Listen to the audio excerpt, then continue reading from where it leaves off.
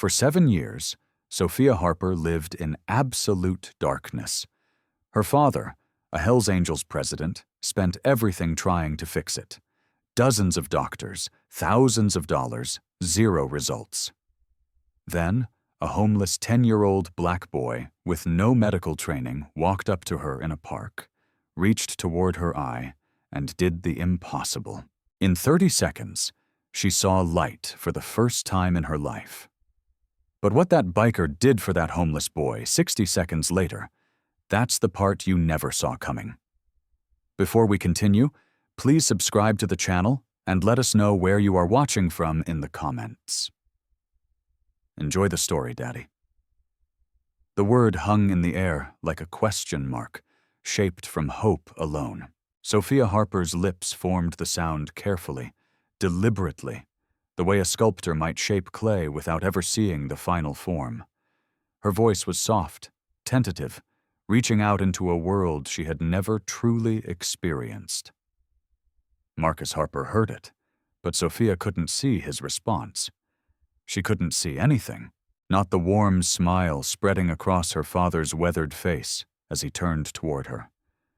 Not the gentle movement of his leather jacket, not the afternoon sunlight streaming through the windows, not even her own hands reaching out to find him. For 7 years, Sophia had lived in absolute darkness, a darkness so complete, so total, that every step she took was nothing more than an educated guess. She remembered where furniture was placed because she'd memorized it 1,000 times, navigating by touch and sound, trusting that nothing had moved. But she had never seen it, not once. Marcus stood there in the doorway of their small Atlanta home, watching his 7-year-old daughter try to navigate a world that existed only in darkness. His jaw tightened, not from anger, not from frustration, but from a pain so deep, so profound, that it had carved permanent lines into his weathered face.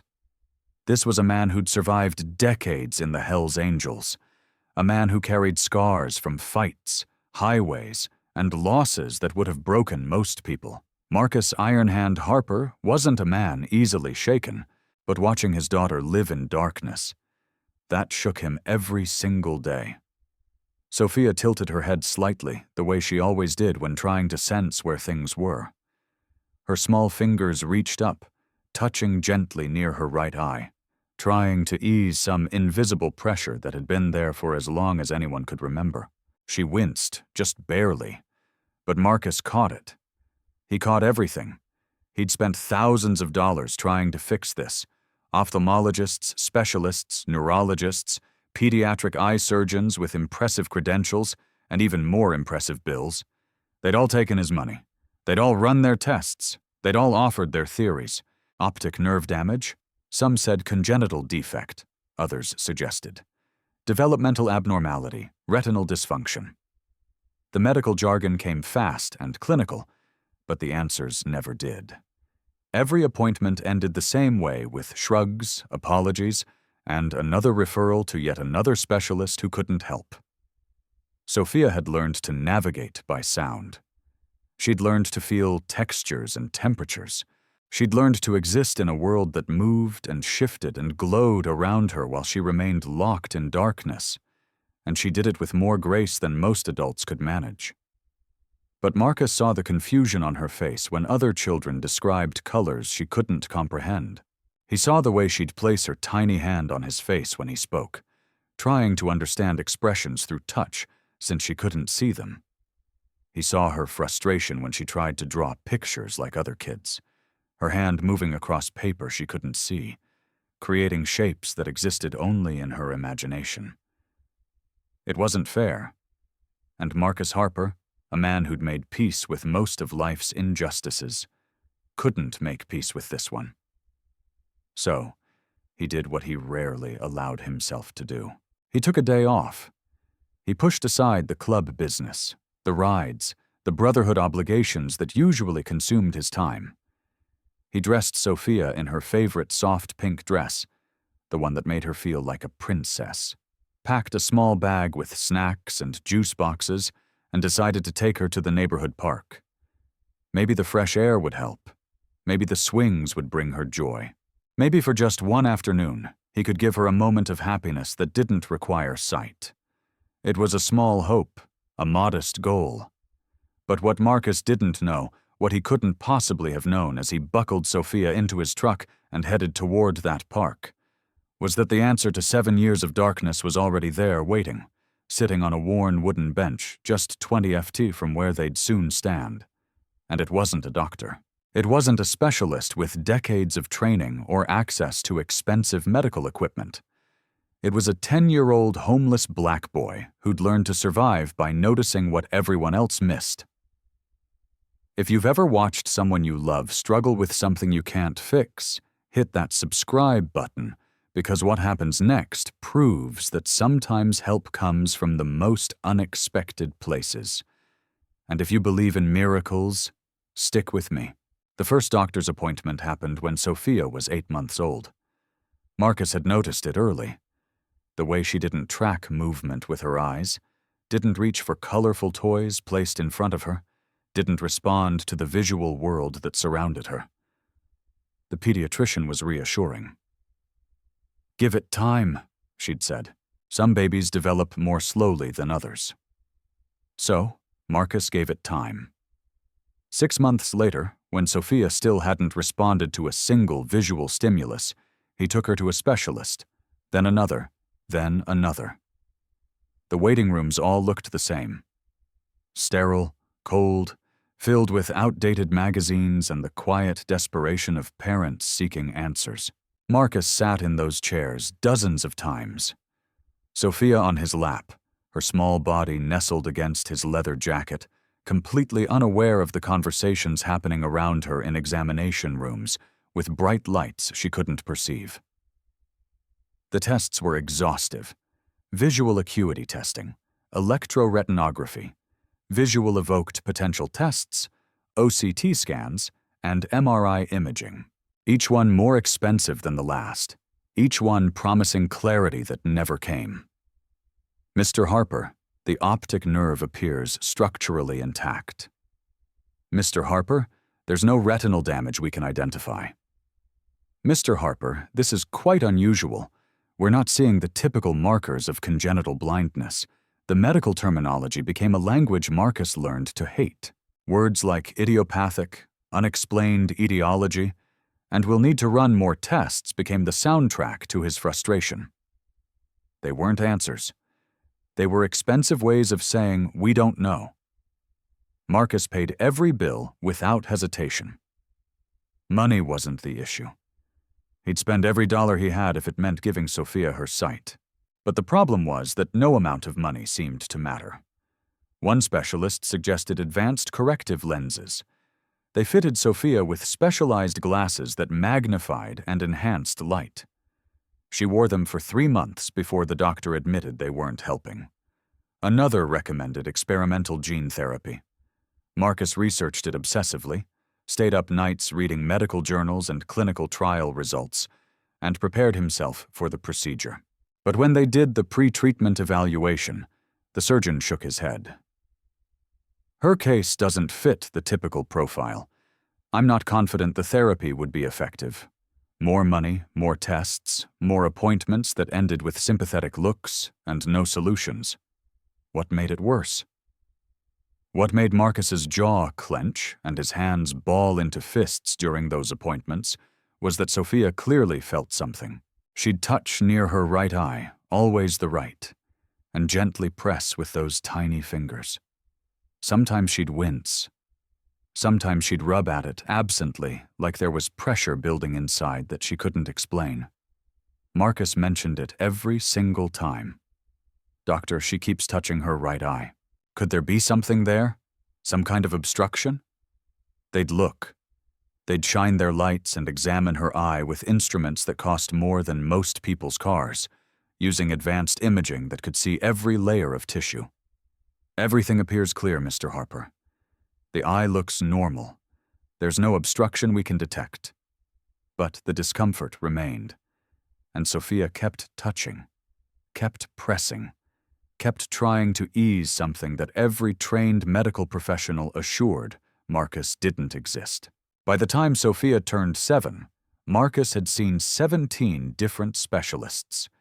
He'd spent over $40,000 on appointments, tests, scans, and consultations. He'd traveled to Miami, New Orleans, and even Houston, chasing recommendations and second opinions from doctors who claimed to be the best in their field. Every single one of them looked at MRI. Every single one of them missed what mattered. What they didn't know, what none of them could have known, was that every specialist failed to see what a 10-year-old boy would spot in seconds. But we're getting ahead of ourselves. Because while Marcus was exhausting every medical option in Atlanta, spending his days in sterile waiting rooms, and his nights researching miracle cures, another story was unfolding just 3 miles away. Meanwhile, 3 miles across Atlanta, another child was fighting a completely different battle, one of survival. Jamal didn't remember his mother's face anymore. Not clearly, anyway, just fragments. The warmth of her hand holding his. The sound of her humming songs he could no longer name. The way she'd stroke his hair when thunder scared him at night. What he did remember with painful clarity was the night the shelter caught fire. He was 7 years old. The smoke alarm screamed through the building, pulling families from their cots and mattresses, sending everyone scrambling toward the exits in panic. Jamal remembered his mother pushing him forward, her hands firm on his shoulders, guiding him through the chaos toward safety. He made it out. She didn't. They told him it was smoke inhalation. They told him she didn't suffer. They told him a lot of things that were supposed to make a 7-year-old feel better about losing the only person who'd ever loved him. None of it helped. His father lasted another 8 months. 8 months of showing up drunk, then not showing up at all. 8 months of broken promises and empty apologies until one morning, Jamal woke up in their motel room and his father was just gone. No note, no explanation, no goodbye, just gone. Jamal was 8 years old and he was completely alone. Most kids would have panicked, would have gone to authorities, to child services, to anyone who might help. But Jamal had learned early that the system didn't always work the way people claimed it did. He'd seen other kids disappear into foster care, bouncing from home to home, their eyes growing harder with each move. So Jamal made a different choice. He chose to survive on his own terms. He didn't beg. Something in him. Pride, maybe. Or his mother's voice still echoing in his memory. Refused to hold out his hand and ask for pity. He didn't steal either. His mother had taught him better than that. Instead, Jamal learned to help. He'd hover near diners during the morning rush, offering to bust tables or sweep floors in exchange for breakfast. He'd linger behind barber shops, helping elderly barbers carry out trash or sweep up hair clippings, earning a few dollars and sometimes a sandwich. He'd find food stalls at the edge of parking lots and volunteer to help vendors pack up at the end of the day, receiving whatever didn't sell. He lived in the corners of life, the spaces between buildings, the alleys behind restaurants, the park benches that nobody else wanted. He kept himself clean as best he could using gas station bathrooms.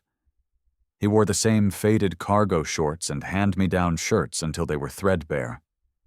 And he learned to be invisible. When you're homeless and 10 years old, invisibility is survival. You don't draw attention.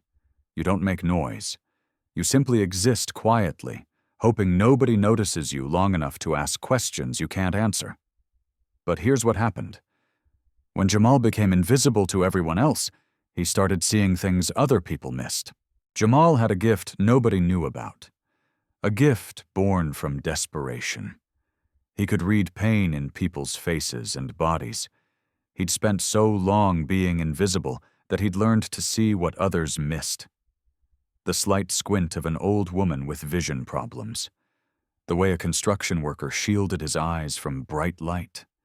The exhaustion in a waitress's eyes after a double shift. Jamal saw suffering because he knew it intimately. 6 months earlier, behind a diner on Peachtree Street, He noticed an elderly man sitting on a milk crate, squinting and rubbing his eye in obvious discomfort. Jamal had approached carefully, the way he always did, and asked if the man was okay. "Something stuck in there," the old man had muttered. "Been driving me crazy for days. Can't see worth a damn?" Jamal had looked carefully, and there, just visible on the surface of the eye, was a tiny foreign object. A sliver of something that had lodged itself under the eyelid and scratched across the cornea with every blink. Jamal had seen similar things before. His mother had once helped the neighbor with the same problem, using clean water and patience. He'd helped the old man that day carefully, gently, and when the irritant finally came free, the relief on the man's face was immediate. "Kid," the man had said, blinking tears of relief, "you just gave me back my sight." Jamal never forgot that moment. If you can't stand how children like Jamal are forgotten by society, comment "Every child deserves a home" down below. Let's remind ourselves what matters. And that memory, that one random act of kindness behind a greasy diner, was about to save a little girl's world. The park on West End Avenue wasn't much. A few swings with rusted chains, a slide that had seen better decades, patchy grass that turned brown every summer and barely recovered by fall. But it was quiet, and on that particular Tuesday afternoon in late October, it was exactly what Marcus needed. He pulled his truck into the gravel lot, killed the engine, and looked over at Sophia in the passenger seat. She was already unbuckling herself, her face turned toward the sound of children playing. Excitement evident despite not being able to see what awaited her. Marcus managed a small smile. This was all he wanted. Just one good day, one afternoon, where his daughter could feel joy without the weight of her darkness pressing down on both of them. Sophia moved toward the swings carefully, one hand extended slightly, feeling her way forward. Her pink dress caught the sunlight that she couldn't see, her small feet moving cautiously across unfamiliar ground. Marcus followed close behind, ready to guide her, his boots heavy on the ground. His mind still turning over the latest failed doctor's appointment from 3 days earlier. He was tired, not physically, but tired in the way that comes from years of trying and failing. Tired of hope that led nowhere. 20th away, sitting on a worn wooden bench near the basketball court, Jamal watched them arrive. He'd been there for about an hour in his usual spot when he needed a place to rest during the day. The park was safe. Families came and went. Nobody paid attention to a quiet kid on a bench. As long as he didn't cause trouble, didn't approach anyone, didn't draw attention, he could sit there for hours without anyone asking questions. Jamal had learned to occupy himself by observing. Watching people became both entertainment and education. He'd study how families interacted, how parents responded to their children, how people moved through the world with the casual confidence that came from having a home to return to. He noticed everything. So when Sophia walked past him toward the swings, Jamal noticed immediately the way she moved, the cautious steps, the slightly extended hand feeling for obstacles, the unfocused gaze that didn't quite track movement, the way her other hand drifted up to touch near her right eye, pressing gently as if trying to relieve pressure. Jamal sat up straighter. Sophia reached the swing with her father's help. He pushed her gently from behind. She smiled, tilting her head back toward the sunlight she couldn't see. But every few seconds, her hand would drift back to her right eye. The gentle pressure she applied with her fingertips, trying to ease something nobody else seemed to notice. Jamal's eyes narrowed. He leaned forward on the bench, watching more carefully now. The angle of Sophia's head, the way the afternoon sun illuminated her face. And that's when Jamal saw it, just barely visible at the corner of her right eye. Something that shouldn't be there.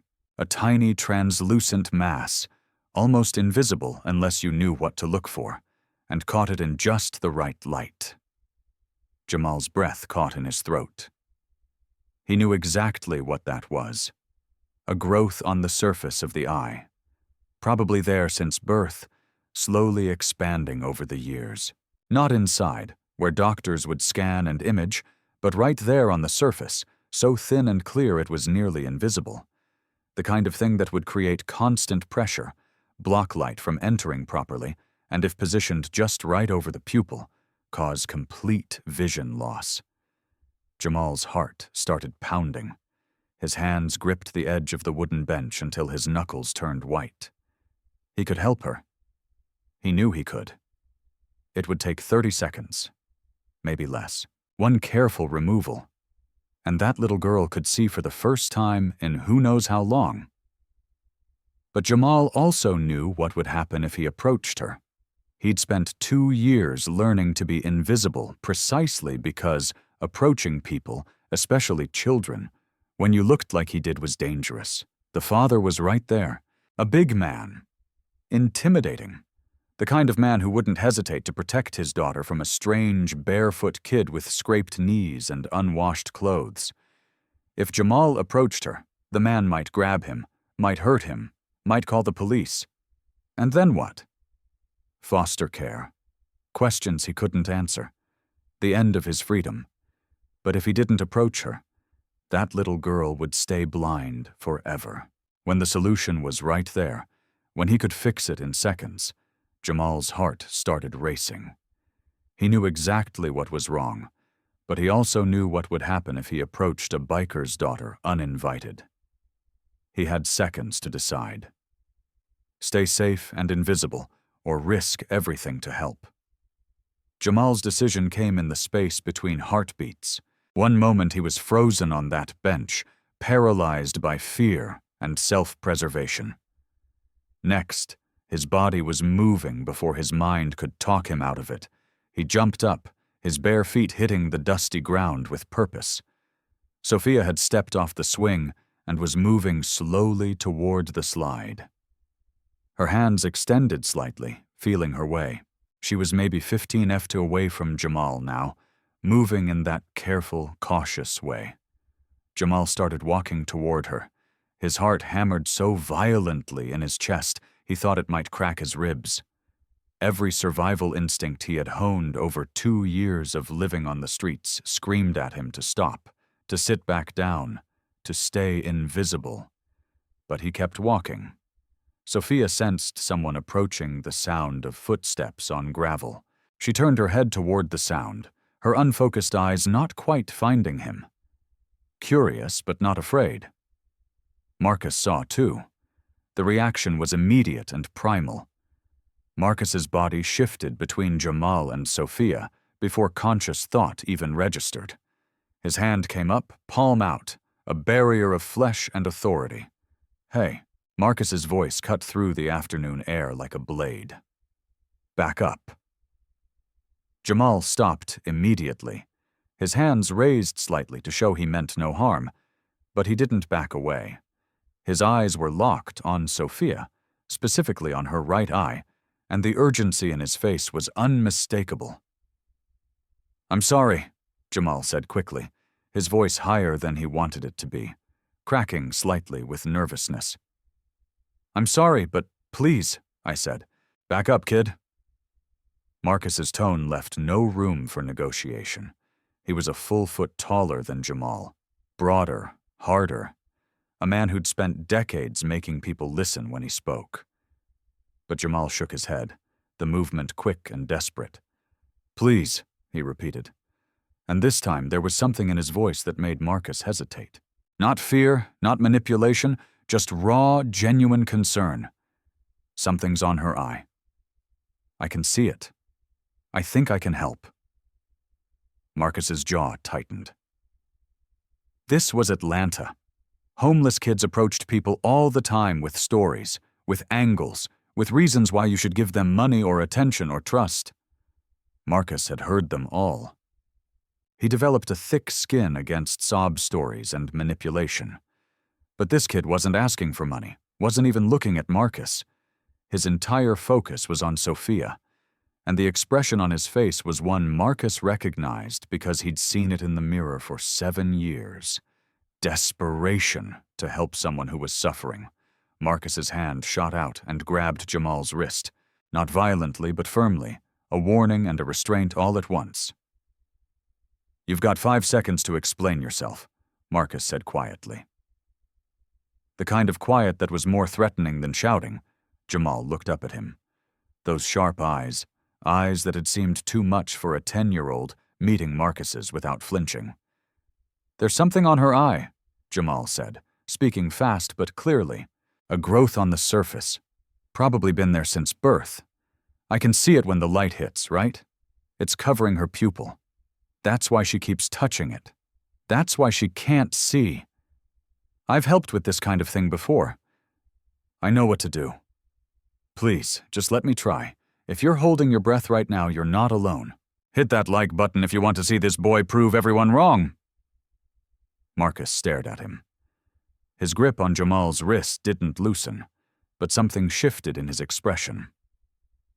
Doubt, maybe, or desperate hope, wearing the disguise of skepticism. Sophia stood there between them, unaware of the tension, her hand once again drifting to her eye. Marcus made his decision. He didn't release Jamal's wrist. Not yet. But he stepped aside just enough to give the boy a narrow path to his daughter. What happened in the next 10 seconds would either end in a homeless boy getting hurt, or a miracle no one saw coming. Jamal moved slowly, deliberately, every motion telegraphed and careful, as if approaching a frightened animal. Sophia sensed him getting closer, turned her face toward the sound of his movement, her head tilted in that familiar way, completely unaware that the next 30 seconds would change her entire world. "I need to look at her eye," Jamal said softly, more to Marcus than to Sophia. "I won't hurt her, I promise." Marcus's grip on Jamal's wrist tightened for just a moment. A final warning, a final hesitation, and then loosened slightly. Not a release, just enough slack for Jamal to move. Jamal knelt down, bringing himself to Sophia's eye level. He smiled at her even though he knew she couldn't see it. Sophia smiled back, innocent and trusting in the way only children can be, responding to the gentle tone of his presence. "Hi," Jamal whispered. "This might feel weird for a second, but I'm going to help you, okay?" Sophia's unfocused eyes surged in his direction, trying to make sense of the voice. Jamal leaned in closer. His right hand came up, fingers extended, approaching Sophia's right eye with the kind of precision that seemed impossible for a 10-year-old boy. But Jamal had learned precision from necessity. When you survive by helping others, you learn to be gentle, to be careful, to not harm. Marcus stood over them both, his body coiled tight as a spring, his hand still wrapped around Jamal's wrist. One wrong move, one indication that this kid meant harm. One cry from Sophia, and Marcus would pull him away so fast the boy's feet would leave the ground. But Jamal's fingers were steady. He tilted Sophia's head just slightly, angling it to catch the afternoon sunlight. And there it was, the translucent growth visible now that he was close enough, and the light hit it perfectly. A thin membrane covering the center of her eye, so clear it was almost invisible, unless you knew exactly where to look. Jamal's index finger and thumb moved into position. Slow, careful. His touch was feather light as he made contact with the edge of the growth. Sophia's eyes widened slightly at the sensation. Foreign, strange, but not painful. Marcus's breathing stopped entirely. His grip tightened again on Jamal's wrist, knuckles white, ready to yank the boy back at the first sign of distress from his daughter. Jamal began to lift. Not roughly, not quickly, just steady, gentle pressure, peeling the membrane free from where it had been attached for who knows how long. Seconds stretched into eternity. The growth resisted at first, held in place by years of natural adhesion. Jamal adjusted his angle slightly, his young face a mask of concentration. His bottom lip caught between his teeth, and then it moved. The thin, translucent membrane began to lift free millimeter by millimeter, carefully drawn away by Jamal's precise touch. It was larger than Marcus expected, nearly covering Sophia's entire pupil, a gossamer film that had blocked light from entering her eye properly. Jamal held it in his fingers for just a moment. Proof, evidence, the answer to 7 years of medical failures. And then he let it fall away. Silence. A beat of absolute nothing. Sophia stood completely still, her eyes unfocused, her expression frozen somewhere between confusion and shock. Something had changed, something fundamental, something she couldn't yet name. And then light flooded in. Not gradually, not gently, but all at once. 7 years of accumulated visual information hit her brain simultaneously. Colors, shapes, movement, depth, brightness, everything. Her breath hitched, a sharp, sudden intake of air that had nothing to do with breathing and everything to do with overwhelming sensation. Her eyes widened, pupils contracting against the sudden influx of light. Her entire body going rigid. The world exploded into existence. The blue sky above, the green trees swaying in the breeze, the other children on the playground in their bright clothes, the ground beneath her feet, her own hands in front of her face. Her father's face, this face she'd only known through touch, was now visible for the first time. And colors. Oh God, colors. Sophia's hands flew to her face, both of them, as if trying to confirm that the sensation was real. Her lips trembled, her chin quivered. Tears spilled down her cheeks, hot and fast, and unstoppable. She looked up at her father. This man she'd known her entire life, but had never truly seen. And her voice came out cracked and broken and more beautiful than any sound Marcus had ever heard in his life. "Daddy," she whispered. The word shaped by memory, but spoken with sight for the very first time. "I can see you, Marcus." Iron Hand Harper had been in bar fights that left men unconscious. He'd ridden through thunderstorms that turned highways into rivers. He'd buried brothers who died too young and stood at gravesides without shedding a tear, because that's what being strong meant in his world. But seeing his daughter's eyes finally focus on his face for the first time in her life, that broke him completely. His knees went weak. Actually, weak. The toughest man in Georgia felt his legs tremble beneath him, felt the ground shift like he'd been hit with something he couldn't fight back against. He released Jamal's wrist, forgot he was even holding it, and dropped into a crouch in front of Sophia. His hands reached for her face, needing to see her eyes, needing to confirm this was real. Sophia's hands were still touching her face, fingers trembling, her entire body vibrating with the overwhelming sensation of a world that had suddenly become visible. "Daddy," she said again. And this time she saw his face when she said it, saw his expression, the tears streaming down his weathered cheeks. You're crying. I can see you crying." "I can see," she whispered, testing the words, watching her father's face react to them. "Daddy, I can see you, I can see everything." Her voice rose with each word, climbing from whisper to speaking volume, as if she needed to confirm the magnitude of what was happening. And Marcus, this hardened man who'd spent decades building walls around his emotions, felt every single one of those walls crumble into dust. Tears poured down his face, not quiet tears, not dignified ones, but the kind that come from somewhere deep in the chest, from a place that holds 7 years of helplessness and frustration. And watching your child struggle with something you couldn't fix, no matter how hard you tried. He pulled Sophia into his arms and held her so tight it probably hurt, but she didn't complain. She pulled back just enough to look at his face, to study every line, every scar, every detail she'd only imagined before. "The sky is blue," she said, her voice filled with wonder. "Daddy, the sky is so blue and the trees are green and your eyes are brown. Everything is so much." Marcus couldn't speak. His throat had closed completely. All he could do was nod and hold her and cry in a way he hadn't cried since he was a child himself. And then he remembered Jamal.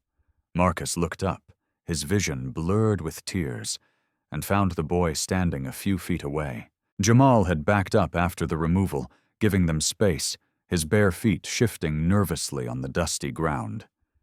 His face carried an expression Marcus had seen before on the faces of combat veterans. The look of someone who'd just done something impossible and couldn't quite process it themselves. 7 years, thousands of dollars, dozens of specialists with impressive degrees and expensive equipment, and access to the latest medical technology. And a barefoot 10-year-old boy did what none of them could. Marcus stood slowly, still holding Sophia against his chest with one arm. He looked at Jamal, really looked at him, seeing not just a homeless kid, but someone who'd just fundamentally altered the course of his daughter's entire life. When Marcus finally spoke, his voice shook in a way none of his bikers had ever heard. Not from anger, not from intimidation, but from gratitude so profound it changed the texture of every word. "Kid," Marcus breathed, barely getting the word out. "You changed my little girl's life." Jamal shrugged slightly, almost apologetically, his eyes dropping to the ground. "I just wanted to help," he said quietly. "If you believe this boy deserves everything after what he just did, comment Jamal is a hero. If you think kids like him should never be homeless, share this story. Make some noise for the invisible children." Marcus wiped his face with the back of his hand, smearing tears across weathered skin. And in that moment, looking at this skinny, barefoot boy who'd given him a miracle, Marcus made a decision that would change 3 lives forever. Marcus didn't think. There was no internal debate, no weighing of options or consideration of consequences. Some decisions bypass the mind entirely and come straight from somewhere deeper, from the gut, from the heart, from whatever part of a person recognizes truth when it stands in front of them. This was one of those decisions. Marcus looked at Jamal, this child who'd spent 2 years surviving alone, who'd approached a stranger's daughter despite every instinct, telling him to stay invisible, who'd risked everything to help someone he didn't know, and saw something he recognized. He saw someone worth protecting. Marcus's hands moved to his shoulders, fingers finding the worn leather of his Hell's Angels vest. The cut, as they called it, was the sacred garment that represented everything he was, everything he had earned over decades of loyalty and brotherhood. It was warm from the Georgia sun, heavy with the weight of patches and pins and memories stitched into every inch of leather. He lifted it off. The movement was slow, deliberate, ceremonial, like removing a crown to place it on another's head. Jamal watched with wide eyes, not understanding what was happening, his body tensing as if preparing to run. Marcus stepped forward, closing the distance between them in 2 strides. And then he draped the vest over Jamal's small shoulders. The leather swallowed the boy. It hung past his waist, the armholes gaping, the bottom hem nearly reaching his knees. Jamal stood there frozen, his thin frame barely filling a quarter of the space that Marcus's broad shoulders had occupied moments before. But the weight of it, the actual physical weight of leather and history and belonging, settled onto Jamal's shoulders like an anchor, like something solid in a world that had been weightless and uncertain for too long. "You're not alone anymore," Marcus said, his voice rough but steady now, each word carefully placed like stones building a foundation. "You stay with us now." Jamal's lips parted, but no sound came out. His eyes went glassy with tears. He was trying desperately not to shed. His hands came up slowly, fingers touching the leather as if it might disappear if he moved too quickly. I can't. Jamal's voice cracked completely. I'm nobody. You're my daughter's miracle. Marcus interrupted his tone, leaving no room for argument. That makes you family. And family doesn't sleep on park benches. Family doesn't go hungry. Family doesn't survive. Family lives. You understand me? Jamal nodded, though his face suggested he didn't quite believe what was happening. Kids who'd been abandoned learned not to trust good things, learned that kindness usually came with conditions, with expectations, with expiration dates. But there was something in Marcus's eyes, something unshakable and absolute that cut through Jamal's defenses like a blade through paper. Sophia pulled away from her father just enough to look at Jamal. Her eyes, those eyes that could finally see, wet with tears, but lit up with joy that made her look like she was glowing from the inside. "You're staying?" she asked, her voice full of wonder and hope. Seeing his face clearly for the first time, Jamal looked down at her, then back at Marcus, then down at the vest, drowning his small frame.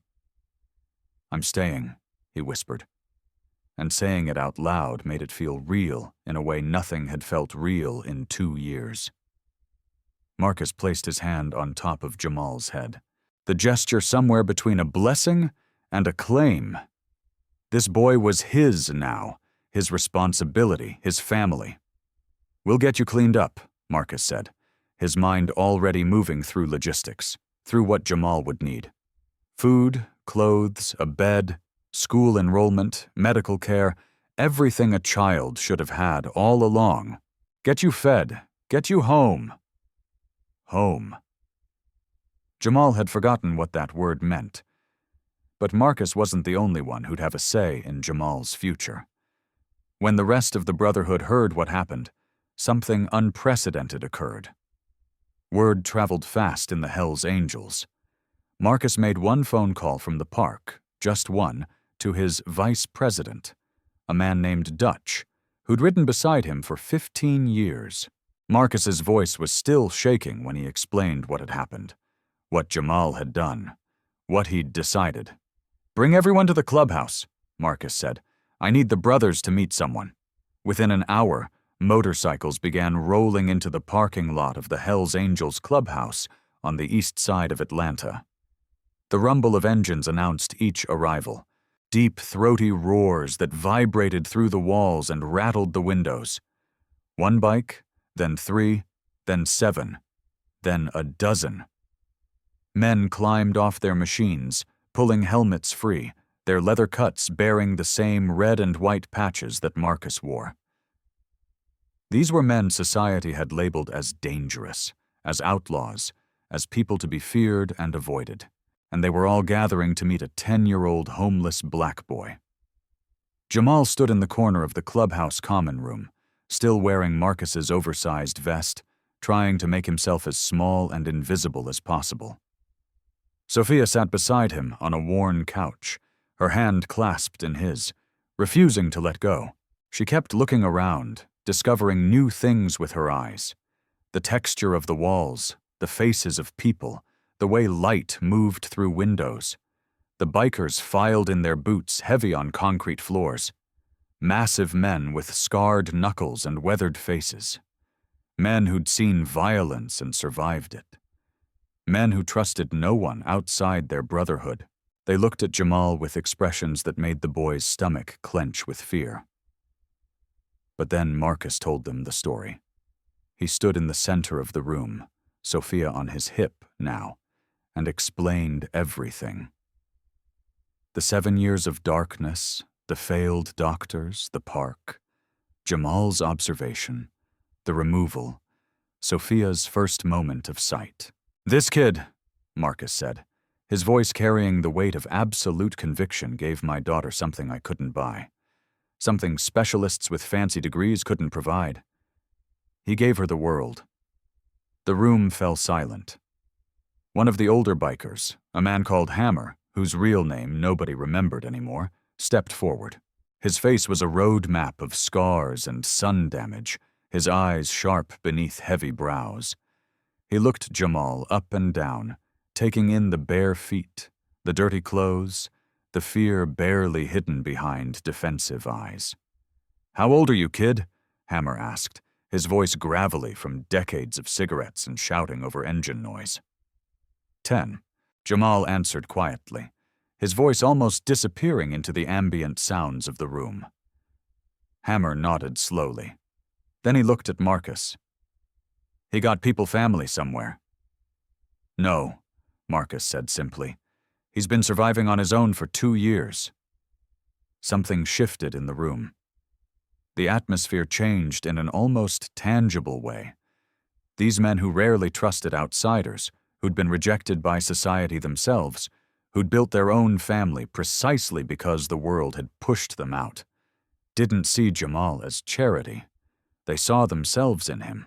Every single one of them had a story: an absent father, an abusive home, a system that failed them, a world that decided they were worthless before they were old enough to prove otherwise. They'd all been Jamal at some point, alone, struggling, surviving on instinct and desperation.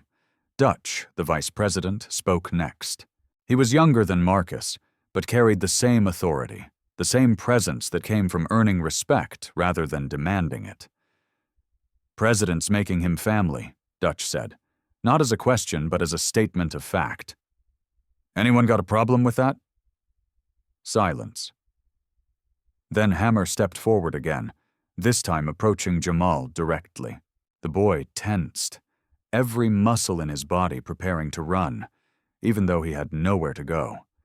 Hammer extended his hand. "Welcome home, kid," he said simply. Jamal stared at the offered hand for a long moment, as if trying to determine whether this was real or some elaborate setup for disappointment. Then slowly, he reached out and shook it. His small hand disappeared completely inside Hammer's calloused grip. One by one, the other bikers stepped forward. Each one shook Jamal's hand. Each one welcomed him, not with pity, not with condescension, but with the same respect they'd show any prospect joining their ranks. "We'll set him up in the back room," someone said. "Kid needs clothes," another added. "I've got nephews about his size. I'll bring some things tomorrow." "School," a third voice chimed in. "He'll need to get enrolled. My old lady works at the district office. She can help with that." The logistics came fast, each brother offering something practical, something concrete. This wasn't empty charity. This wasn't a feel-good gesture that would fade when the emotion wore off. This was a brotherhood absorbing a new member, making space in their lives for someone who needed them. Marcus watched it happen with something close to awe. He'd expected support. His brothers always had his back. But this was different. This was unanimous, instant, and absolute. Jamal wasn't being tolerated. He was being claimed. By the end of the evening, Jamal had a room at the clubhouse, not a cot in a corner, but an actual room with a door that locked from the inside and a bed with clean sheets. He had a drawer full of clothes that would arrive the next day. He had a list of brothers who'd volunteered to help him with homework, teach him to ride safely when he was old enough, show him how to fix engines and change oil, and survive with dignity. He had protection, he had structure, he had family, but the most beautiful part. It wasn't even over yet because Sophia had one more gift to give Jamal. And it happened every single night. Jamal's first night in the clubhouse, he didn't sleep. He lay in that bed with clean sheets and a pillow that didn't smell like mildew or exhaust fumes, staring at the ceiling, waiting for the other shoe to drop, waiting for someone to burst through the door and tell him it was all a mistake, that he didn't belong, that he needed to leave. But morning came, and no one told him to go. Marcus knocked on his door at 7. Carrying a plate of eggs and toast that one of the brothers had cooked in the clubhouse kitchen. Jamal ate slowly, still not quite trusting that the food wouldn't be taken away, that this wasn't temporary. "You'll need boots," Marcus said, watching Jamal eat. "Can't have you walking around barefoot anymore. We'll get you sorted today." And that's exactly what happened. By noon, Jamal had boots, real ones, with thick soles and laces that actually stayed tied. He had jeans that fit, t-shirts that didn't have holes, and a jacket for when the Georgia nights got cold. He stood in front of a mirror in the clubhouse bathroom and barely recognized himself. He looked like a kid who belonged somewhere. The transformation wasn't just external. Over the following weeks, the Brotherhood absorbed Jamal into their daily rhythm. Hammer taught him how engines worked, the difference between two-stroke and four-stroke, how to diagnose problems by sound alone, how to rebuild a carburetor with patience and precision. Jamal learned fast, his hands steady and careful. That same competence he'd shown helping strangers now channeled into something constructive. Dutch took him to the motorcycle safety course, explaining road rules and defensive driving, even though Jamal was years away from being able to ride legally. "Knowledge first," Dutch said. "Speed later. You stay alive by being smart, not reckless." Another brother, a quiet man named Rev, who rarely spoke but listened to everything, taught Jamal about honor, about keeping your word, about the difference between surviving and living with dignity. "You never begged," Rev said one afternoon while they were cleaning bikes in the clubhouse garage. "You never stole. You survived by helping people. That tells me everything I need to know about who you are." Jamal looked up from the chrome he was polishing, surprised. "You noticed that?" Marcus told us, Rev said simply. "And yeah, we noticed. That's why you're here, kid. Not because we felt sorry for you, but because you've got character. You've got integrity. Those things matter more than blood. Remember, Jamal never begged, never stole. He survived by helping. And now, for the first time, people were helping him back." The change in Jamal was visible, not overnight. Healing never happens overnight, but gradually, like spring thaw, revealing ground that had been frozen for too long. His shoulders straightened. His eyes lost that constant weariness, that perpetual scanning for threats. He smiled more, laughed, even when one of the brothers told a terrible joke, or when Sophia insisted on showing him another thing she'd discovered with her new sight. Marcus enrolled him in school, the local elementary, 5th grade. Jamal had missed significant chunks of education during his 2 years on the streets, but he caught up fast. Turned out a kid who'd learned to survive by reading people and situations was also pretty good at reading books. His teachers noticed something unusual about him. A maturity beyond his years, a kindness toward other kids who seemed lost or alone. During lunch, Jamal would seek out the children sitting by themselves and ask if he could join them. He recognized isolation because he'd lived it.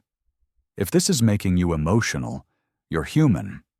Subscribe if you believe every child deserves this kind of second chance. Comment family isn't blood. If you agree that love is a choice. By the time November rolled into December, Jamal had been with the Brotherhood for 6 weeks. He had routine stability. He woke up in the same bed every morning, ate meals at regular times, did homework at the clubhouse dining table while bikers drank coffee, and argued about carburetors and politics. He had a life. But there was one part of his new reality that meant more to him than all the rest combined. One ritual that happened every single evening without fail involved the little girl who'd been the catalyst for everything. Every evening at 7:30, without fail, Sophia would appear at Jamal's door. She'd knock, 3 soft taps, and wait for him to answer. When he opened the door, she'd be standing there in her pajamas, her favorite stuffed rabbit tucked under one arm, her eyes bright with anticipation. "Is it time?" she'd ask, even though she already knew the answer. "It's time," Jamal would reply, smiling. And then Sophia would take his hand and lead him to the clubhouse common room, to the old couch near the window, and they'd sit together in the gathering darkness while she discovered the world. It had started accidentally that first week after the park. Sophia had been overwhelmed by sight. Every color was new, every shape unfamiliar and sometimes confusing. Bright lights made her squint and turn away. The sheer complexity of visual existence was too much all at once. But Jamal understood overwhelm. He'd lived it in a different way. So he'd sat with her one evening and started naming things, identifying objects, giving her context for the visual chaos flooding her senses. "That's the refrigerator," he'd said, pointing towards the kitchen. "It's white and tall. That's the color white." Sophia had stared, her eyes focusing and refocusing, trying to understand what white meant. "And that?" she'd asked, pointing toward the window. "That's the sunset," Jamal had answered. "The sky turns orange and pink and purple when the sun goes down. Those are colors too. They're beautiful." Her face had lit up with wonder, and so it became their ritual. Every night, Sophia would sit beside Jamal, her tiny fingers tugging at his sleeve whenever she saw something new. Something she couldn't identify, something that needed explanation. "Jamal, what's that?" became the question that shaped their evenings together. Jamal was endlessly patient.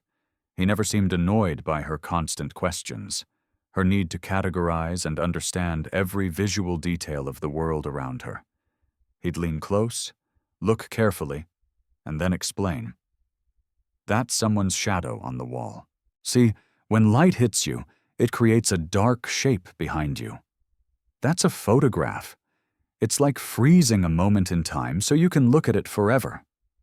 Those are stars, tiny lights in the sky.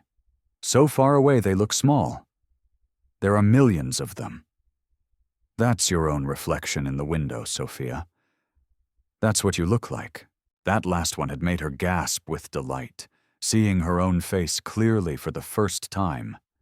The reversal wasn't lost on Marcus, who often watched them from across the room. The boy who'd once been invisible, who'd survived in corners and alleys with no one to talk to, was now teaching, guiding, becoming someone's bridge to understanding.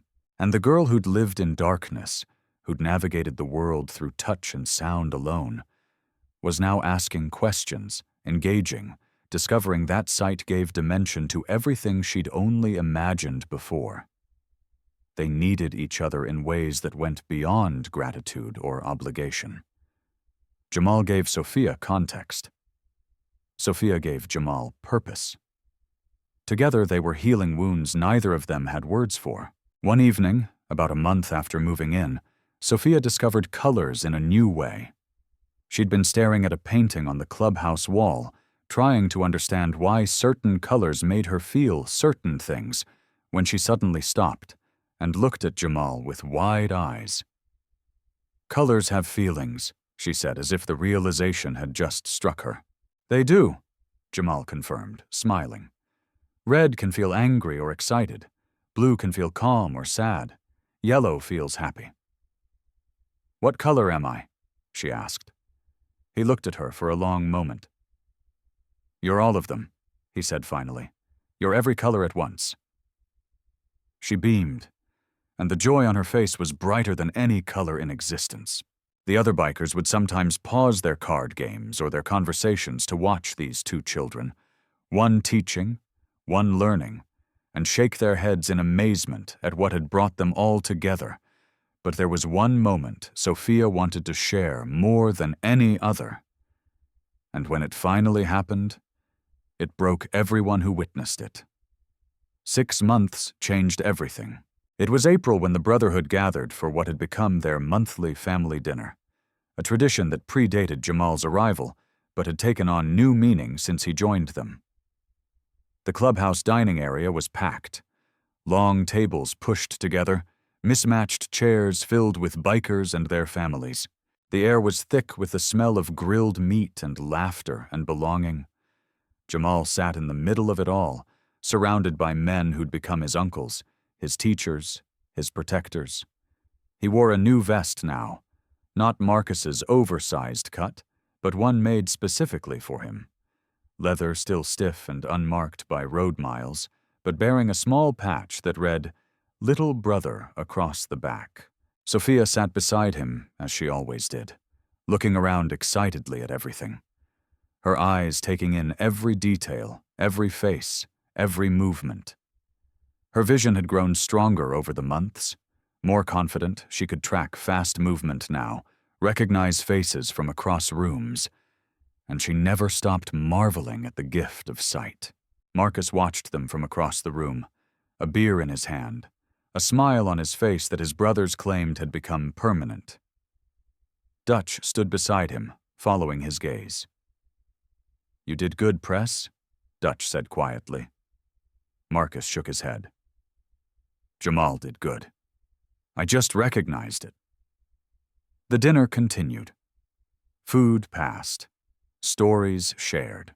The kind of easy chaos that comes when family gathers without pretense or formality.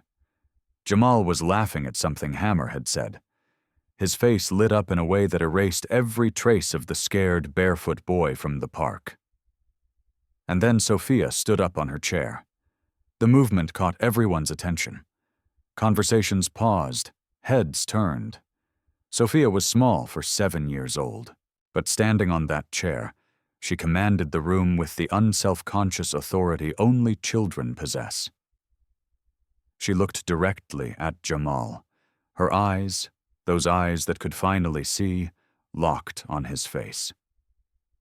She cupped her hands around her mouth, took a deep breath, and shouted at the top of her lungs, "I love you, Jamal!"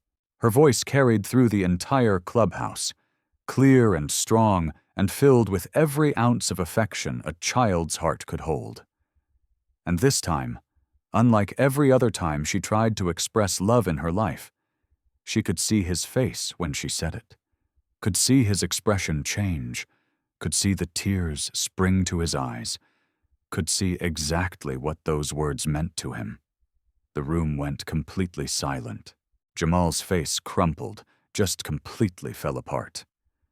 Tears streamed down his cheeks before he could even try to stop them, his shoulders shaking with the force of emotion he'd been holding back for months, maybe years, maybe his entire life. Because Jamal had never heard those words before, not once, not from his mother before she died, not from his father before he left, not from anyone in the 2 years he'd spent invisible and alone. He'd survived by being unwanted, by being forgettable, by accepting that love was something other people had, not something meant for him. But Sophia, this little girl whose world he'd opened with one careful touch, was shouting her love for him loud enough for everyone to hear. And she meant it, and she could see him receive it. Jamal couldn't speak, could barely breathe. He just sat there crying, while Sophia climbed down from her chair and threw her arms around his neck, holding him with the fierce protectiveness of a little sister who'd claimed him as her own. Marcus moved, then crossed the room in 3 long strides and placed his hand on Jamal's shoulder. Heavy, warm, unmistakable in its meaning. "You're my son now," Marcus said, his voice thick with emotion. "Both of you are my children." Jamal looked up at him, tears still streaming, and nodded because words were impossible. "If you're crying, hit that like button. You're not alone. If you believe love like this should be shared, send this to someone who needs to remember that miracles are real. And if you want more stories that restore your faith in humanity, subscribe because I've got plenty more." The boy who lived in corners was now at the center of everything. The girl who lived in darkness now saw every beautiful thing the world had to offer. And the family that had formed in a park on an ordinary Tuesday afternoon was now unbreakable. 3 years have passed since that afternoon in the park. Jamal is 13 now. He's taller, his voice deeper, his bare feet long since replaced by boots he wears with the same pride he wears his vest. He's in 8th grade at Atlanta Middle School, And if you ask his teachers about him, they'll tell you he's one of the best students they've ever had.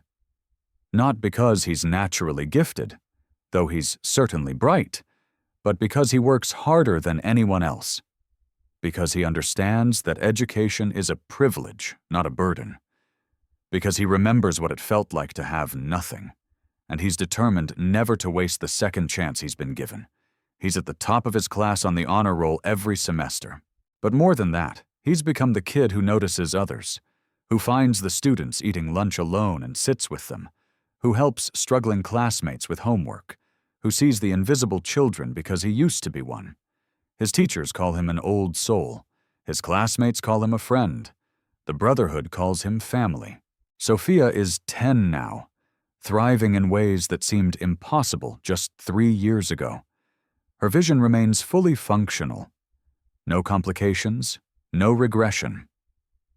She's in art classes now, not because she needs them, but because she wants them. Determined to capture the visual world she'd missed, to create beauty with her own hands, to understand color and light and perspective. She's learning photography, joined the school art club, and spends her afternoons discovering visual expression the way other children discover sports or music. Sight, which was once absent from her world, has become her passion, and every single night she still sits with Jamal.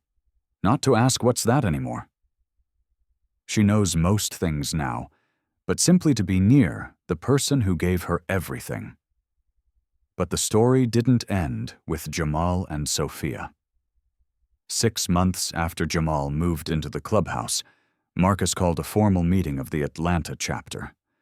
All members present, he stood before them with a proposal that would change the direction of their brotherhood. "We've got space, here," Marcus had said. "We've got resources.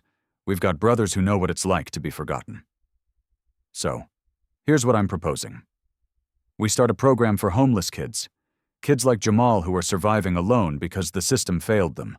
The vote was unanimous. They called it Jamal's Law. Not a legal statute, but a code within their chapter. A commitment that any child in genuine need, any kid surviving on the streets without family or support, would have a place with them. Not as charity cases, not as projects, but as family. Within a year, 3 more children had found homes within the brotherhood.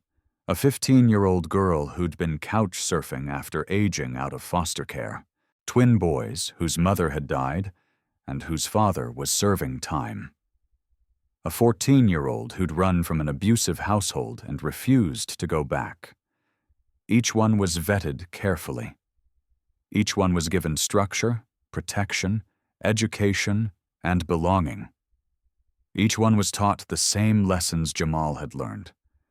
That family isn't about blood. It's about choice. That survival isn't enough. You have to live with dignity.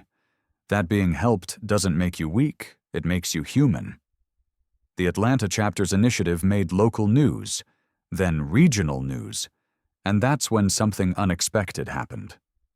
3 other motorcycle clubs across Georgia, chapters that had no formal affiliation with the Hells Angels, clubs that operated independently with their own traditions and territories, reached out to Marcus. They'd seen the coverage, read the stories, and they wanted to do the same thing.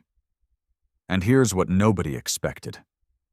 Jamal's story inspired 3 other motorcycle clubs in Georgia to do the same thing.